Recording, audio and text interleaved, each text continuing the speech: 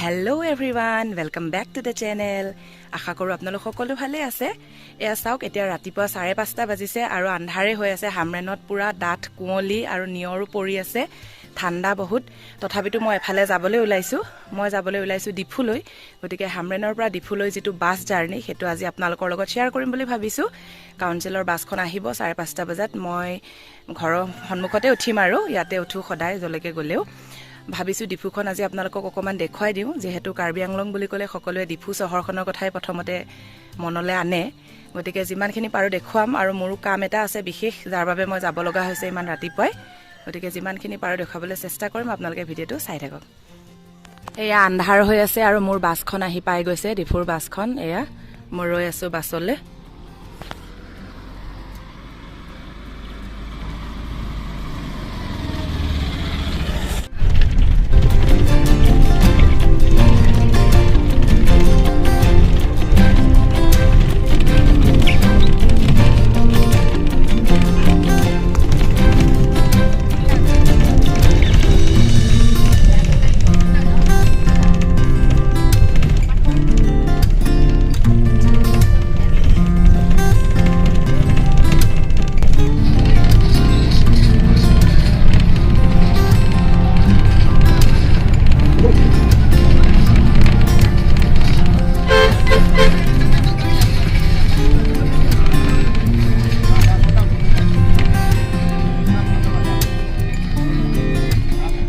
আহি পালো লংকা। এতিয়া কমান সময় ৰখাইছে আৰু যাব লাগিব। এতিয়া 8:15 মান হৈছে। লংকা আহি পাইছোহে।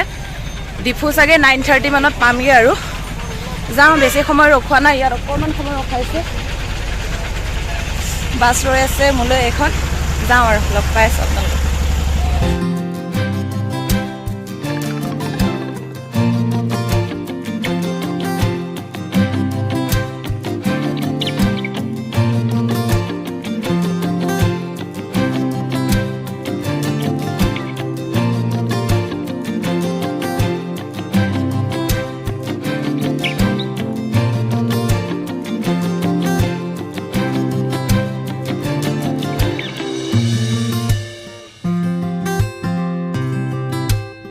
ফাইনেলি মই আহি পাই গলো ডিফু।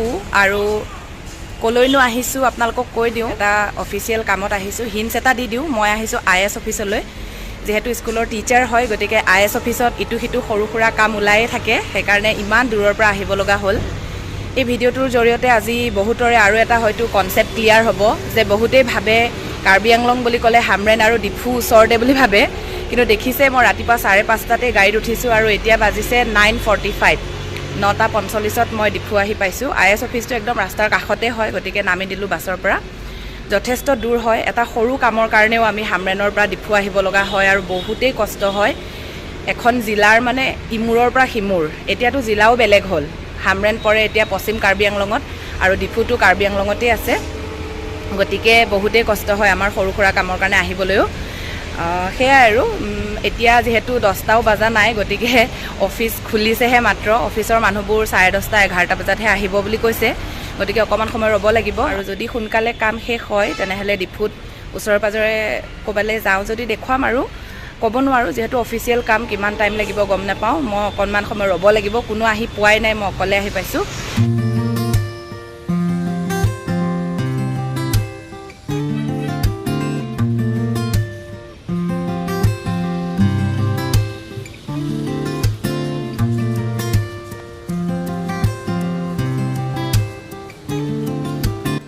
এয়া দেখিছে লংকা লামডিং যিটো ৰোড হয় একদম ৰাস্তাৰ কাষতে IS অফিচটো। এফালৰ পৰা আহিলোঁ লামডিঙৰ ছাইডৰ পৰা আৰু এইফালে গ'লে ডিফু টাউন। বেছি দূৰ নাই আৰু সৌ দূৰতে বাছ ষ্টেণ্ডটো আছে একেবাৰে ওচৰতে। ট্ৰেইনো গৈ আছে। ট্ৰেইন ষ্টেচনটো একেবাৰে লগতে হয়। ডিফু টাউনখন বেছি ডাঙৰ নহয় গতিকে বাছ ষ্টেণ্ড, ট্ৰেইন ষ্টেচন আৰু মাৰ্কেট এৰিয়া গোটেইখিনি ওচৰে পাজৰে আছে। সময় যদি হয় মই এপাক যাম টাউনৰ ফালে, কিন্তু সময় যে হ'ব আশা দেখা নাই অফিচিয়েল কামত যিহেতু আহিছোঁ। আপোনালোকক আৰু এটা কথা এইখিনিতে কৈ থওঁ। হামৰেনৰ পৰা ডিফুলৈ আহিবলৈ দুটা ৰাস্তা আছে। এটা হুজাই হৈ ডবকা হৈ এনেকৈ আহে মানজা হৈ, আৰু মই আজি যিটো আহিছোঁ লংকা লামডিং হৈ আহিছে।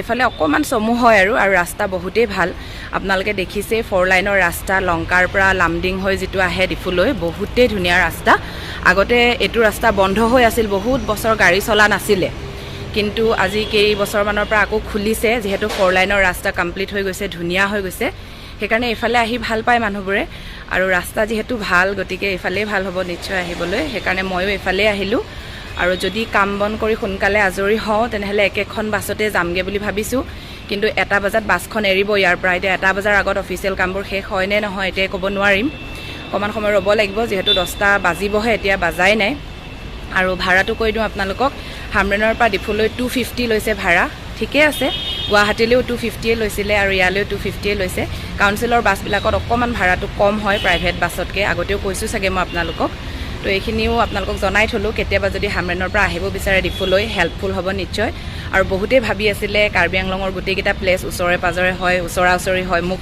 চবেই সোধে ডিফুলৈ চাগে বেছি দূৰ নহয় হামৰেনৰ পৰা কিন্তু যোনে আহে তেওঁ বুজি পায় ডিষ্টেঞ্চটোতো আছেই যথেষ্টখিনি আৰু লগতে ৰাস্তাও মাজে মাজে বহুতেই বেয়া গতিকে এইটো যথেষ্ট এটা লং জাৰ্ণি হয় যোনে আহে তেওঁ বুজি পায় গতিকে মই এই ভিডিঅ'টোৰ জৰিয়তে আপোনালোকক ক্লিয়াৰ কৰি দিলোঁ কথাখিনি ৰৈ আমনি লাগিলে যিহেতু কোনো আহাই নাই অফিচত অকণমান খোজকাঢ়িছোঁ ওচৰে পাজৰে আপোনালোকক কৈছোঁৱেই যে ডিফুখন বেছি ডাঙৰ নহয় টাউনখন গতিকে বাছ ষ্টেণ্ডটো IS অফিচৰ ওচৰতে আছে ৰেলৱে ষ্টেচনটো ওচৰতে আছে যিহেতু ৰাতিপুৱা 5:30টাতে আহিছোঁ ব্ৰেকফাষ্টটো কৰা হোৱা নাই চাওঁচোন ওচৰে পাজৰে ক'ৰবাত কিবা পাওঁ নেকি খাবলৈ অকণমান বাছ ষ্টেণ্ডৰ ফালে ওলাই আহিছোঁ অটো ষ্টেণ্ডটো ইয়াতে আছে কোনোবাই যদি ডিফুলৈ আহে ক'ৰবালৈ যাব লগা হ'লে ডিফুৰ পৰা ওচৰে পাজৰে ক'ৰবাত যাব লগা হ'লে বাছৰ পৰা নামিয়ে ইয়াতে অটো ষ্টেণ্ডটো আছে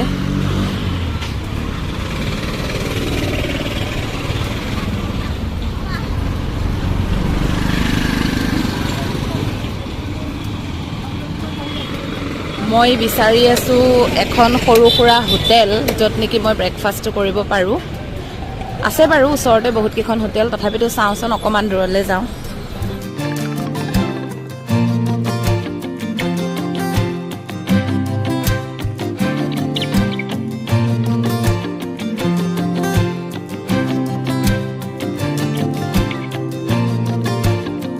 মই ব্ৰেকফাষ্ট কৰিলোঁ ইয়াতে একদম বাছ ষ্টেণ্ডৰ কাষতে আৰু এখন হোটেলত পৰঠা খালোঁ এতিয়া টেনশ্যন নাই আৰু যিমান দেৰি হ'লেও যিহেতু দুপৰীয়া দৌৰাদৌৰি হ'লে লাঞ্চ কৰিব নোৱাৰিব পাৰিম গতিকে ব্ৰেকফাষ্টটো কৰি লৈছোঁ ভালকৈ এতিয়া আকৌ অফিচলৈ যাওঁ তাত চাগে মানুহ আহিছে গতিকে আপোনালোকক দেখুৱাই গৈ থাকোঁ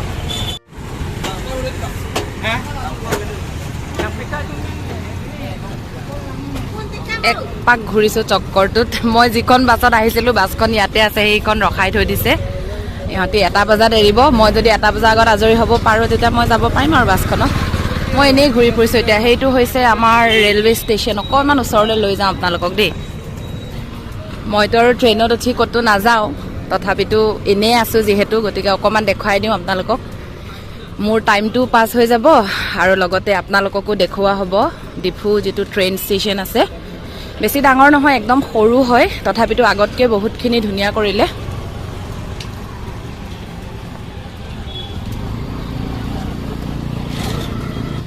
বহুত বছৰ পিছত আহিছোঁ মই যদিও ক'তো নাযাওঁ ষ্টেচনখন এবাৰ দেখিলোঁ আৰু ফ্লেগখন মানে উৰি থকা নাই বতাহত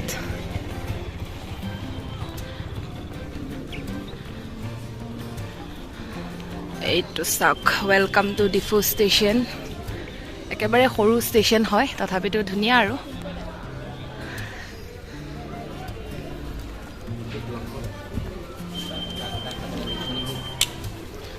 মোৰ একো কাম নাই ভিতৰত যোৱাৰ তথাপিতো এনেই আহিছোঁ দেই যিহেতু মোৰ সময় বহুত আছে হাতত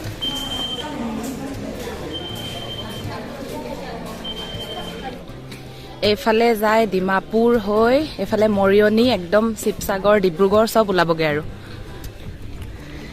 এয়া ডিফু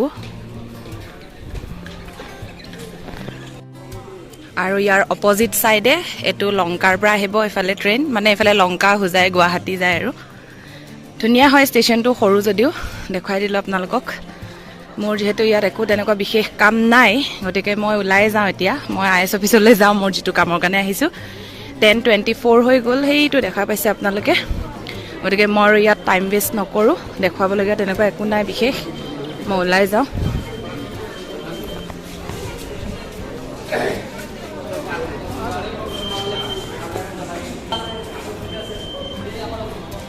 এইফালৰ পৰা ভিউটো অলপ এনেকুৱা দেখি আৰু সৰু হয় বহুত।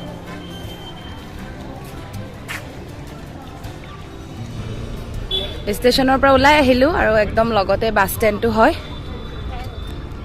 এইটো Diphu club, Padmakanta Baruah memorial gate কি আছে ভিতৰত নাজানো, ক্লাব হয়। মই এতিয়া নাযাওঁ এইবিলাকত। সেইটো অলপ দূৰত ডিষ্ট্ৰিক্ট লাইব্ৰেৰীও দেখিছোঁ। ময়ো ইমান ভালকৈ চিনি নাপাওঁ ডিফুখন, যিহেতু তেনেকৈ ইমান অহা নহয়। ইয়াৰ পৰাই অসমৰ বিভিন্ন ঠাইলৈ বাছ যায়।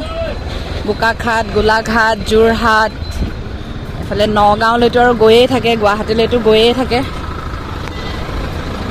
বহুত কনজেষ্টেড হয় এৰিয়াটো, বহুত কনজেষ্টেড এৰিয়া হয়। একেবাৰে সৰু জেগাতে bus stand, auto stand, railway station চব আছে।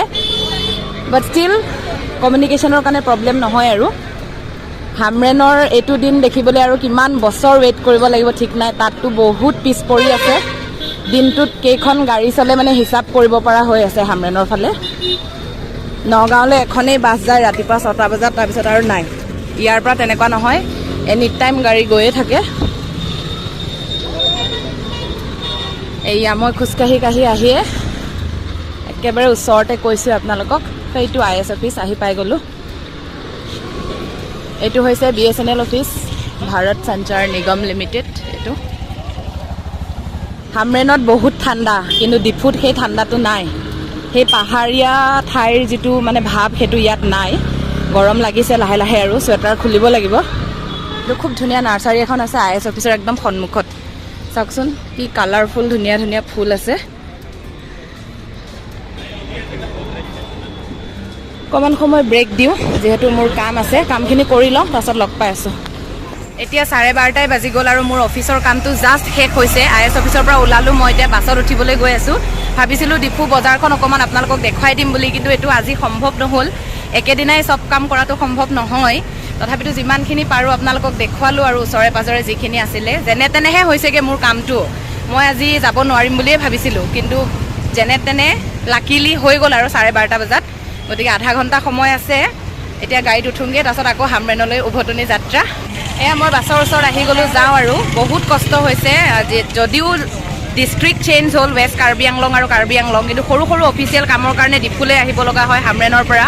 বহুত কষ্ট হয়। আশা কৰোঁ অতি সোনকালে অফিচিয়েল কামবিলাক হামৰেনলৈ যাতে শিফ্ট হয়, যাতে সকলোৰে সুবিধা হয়, ইমান কষ্ট নহয় আৰু। মই বাছখন নাপাম বুলি ভাবিছিলোঁ, কিন্তু একদম লৰালৰিকৈ আহি পাই গ'লোঁ। ভাতকেইটাও খাই ল'লোঁ, লাঞ্চ হৈ গ'ল, এতিয়া টেনশ্যন নাই।